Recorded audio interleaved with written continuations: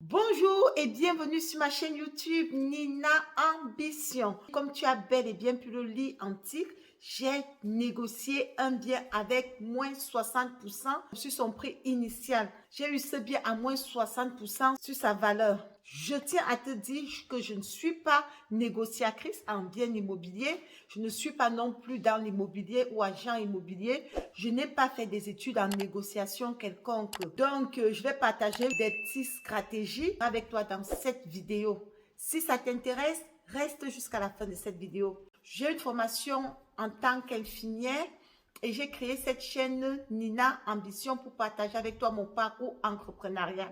Oui, je suis également jeune entrepreneur et sur cette chaîne également, nous partagerons des bons plans, des idées, des astuces, bref, tout ce qui peut nous permettre d'avancer dans la vie.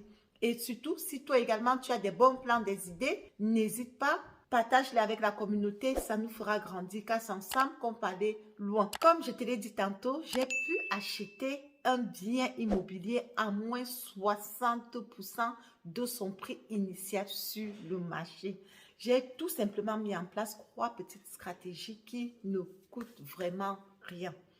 La première stratégie, il s'agissait d'acheter un logement occupé. Je tiens déjà à te dire que ce type d'achat présente un gros risque parce qu'on achète le bien avec toutes les obligations de l'ancien bailleur. Je n'entrerai pas en profondeur parce que je ne suis pas experte dans le domaine de l'immobilier. Et en 2 mots, je vous dirais qu'est-ce qu'un achat de logement occupé? C'est tout simplement, j'achète un bien occupé par un locataire. Je n'ai pas la possibilité de modifier, donc je l'achète avec toutes les obligations de l'ancien propriétaire. Donc, je n'ai rien à redire sur le prix. Je ne peux pas modifier également les surfaces, la déco. Donc, je reprends le bien et le contrat tel que l'ancien propriétaire l'a notifié au locataire.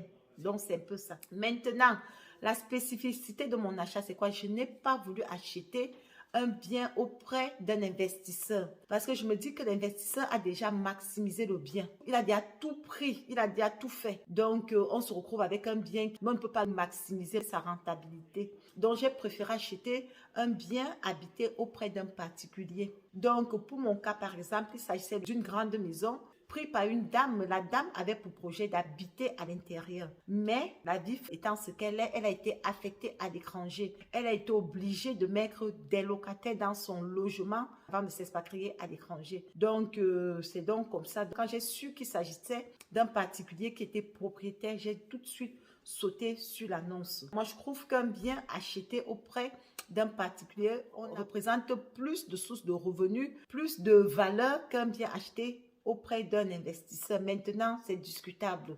Donc, chacun se fera une idée et chacun prendra sa position.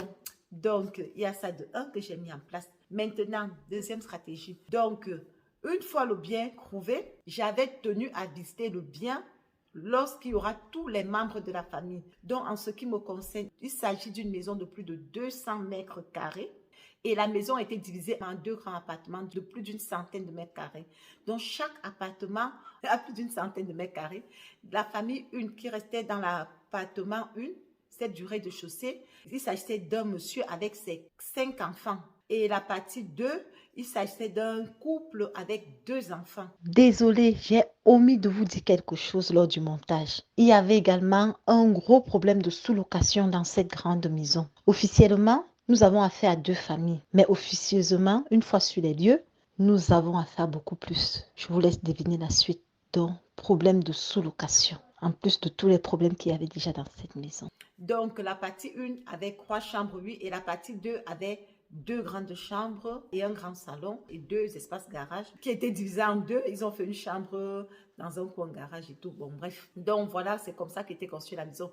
Donc, j'avais tenu à visiter la maison quand toutes les 2 familles seront là, sachant qu'il y a la famille 1 qui restait cette durée de chaussée. Le papa travaillait de nuit. Donc, et l'autre, le monsieur travaillait en journée, mais sa femme ne bossait pas. Donc, à 18h, nous nous sommes tous retrouvés là-bas et dont la visite a eu lieu. Quel est l'avantage de ça? L'avantage est que même les enfants étaient là. Il y avait plein de monde dont l'agent immobilier aidait un peu les pédales parce que les enfants donnaient leur version, les locataires également donnaient leur version. Donc, il n'y avait pas seulement le papa et Et moi et l'agent immobilier, non, mais il y avait plein de monde. Vous imaginez, vous arrivez dans une maison avec 5 enfants. Il y a des enfants de 17 ans, 18 ans dans cette maison. Donc, et la dernière, c'est une fille, donc 4 garçons, une fille. Et la dernière, il me semble qu'elle avait 13 ans. Ouais, donc chacun donnait sa version. Donc, je posais des questions et parfois il répondait comme ça. Et même la visite avait eu lieu, franchement, toutes les fenêtres étaient fermées. Il ne voulait pas ouvrir. Parfois, on allait dans une chambre, il ne voulait pas qu'on entre dans. Bon, c'était un peu très compliqué qu'on puisse visiter quand il y a tout le monde. Donc là, déjà, l'agent immobilier est un peu déjà, ouf, ça le casse un peu, ça. Là, même la chat, il a moins de chat. Donc, moi, c'était vraiment ma stratégie. Il allait déstabiliser un peu. Il ne me vend pas du vent. Vous voyez, donc il était un peu déstabilisé avec tout ce monde-là tout autour de lui. Bref, donc la visite a eu lieu. Donc, le lendemain, donc, il fallait que je fais une offre d'achat, sachant qu'il y a une personne qui s'était déjà positionnée sur le bien et qui devait faire une contre-visite le lendemain. Donc, le matin, très tôt, le matin, je suis allée, le matin aux environs de 7-8 heures, j'ai pris le train. Donc, je suis allée faire le tour. Toutes mes maisons que j'ai achetées, tous mes achats, j'aime bien aller en train, donc visiter. Parce que je me dis, les transports sont primordiaux. Le centre-ville, centre commercial aussi, c'est un atout. Après, maintenant, ça dépend de qu'est-ce qu'on veut faire du bien, hein, parce que ça dépend maintenant. Même si le bien est loin des transports, ça peut également passer. Donc, mais j'aime bien acheter mes biens proches des transports, proches des centres administratifs. J'ai donc pris le train ce jour-là, je suis donc allée à pied. Donc, j'ai fait le tour de la ville. J'ai fait le centre commercial le plus proche, le centre-ville qui n'était pas loin, qui est à peine à 8-10 minutes à pied de la maison. J'ai également visité aussi tout ce qui est centre administratif, police, gendarmerie, qui sont à 5 minutes à pied de la maison. Donc, maintenant, je me suis rendue dans la maison. Avant d'aller dans la maison, je suis d'abord fait le tour du voisinage et par chance, j'ai vu les voisins. J'ai sonné chez les voisins, je me suis présentée. Les voisins m'ont donc parlé donc, du bien plus que quiconque. Et j'ai donc remarqué donc sur leur jardin, il y avait donc des pièges à rats. Ils m'ont donc fait comprendre que les rats provenaient de la maison que je voulais acquérir. Donc, mes futurs locataires, ils laissent souvent des sacs poubelles, donc plein de nourriture. Parfois, ils font des barbecues, font des fêtes. Ils laissent tout dans le jardin. Donc, les rats, les animaux sortent très loin de la forêt. Ils viennent se nourrir. Donc, du coup, les rats pilulent dans le secteur à cause d'eux, parce que même les sacs poubelles, ils les laissent souvent dans le jardin à main le sol. Donc, en passant près de la maison, j'ai donc vu un locataire à l'extérieur, donc le monsieur, le papa qui travaille la nuit. Donc, je l'ai donc salué, il m'a reconnu, je lui ai donc posé les questions et c'est donc là qu'il m'a dit plusieurs autres choses que je passe les détails ici. Donc, à partir de tous ces éléments, 9h30, 10h, je me suis rendue auprès de l'agence immobilière. Donc, arrivé dans sur place, j'ai donc discuté avec les agents immobiliers.